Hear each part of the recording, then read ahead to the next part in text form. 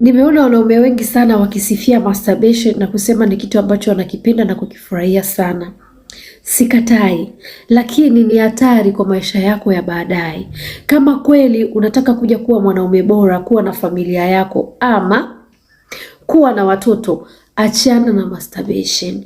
Achana na masturbation kama unataka kulinda afya yako ya moyo, unataka kulinda afya yako ya akili, kama unataka kuondokana na changamoto ya upweke, afya yako ya akili, achana na masturbation. Masturbation ni mbaya sana, inaharibu saikolojia, inaharibu na kukufanya kujiona wewe ni mpweke kila siku, inaondoa ule uwezo wa kuweza kumudu mwanamke halisi, na mwisho wake unataka kutumia ubongo wako kuweza kufika kileleni. Masturbation ni hatari kama yalivyo hatari madawa ya kulevya. Achana na masturbation.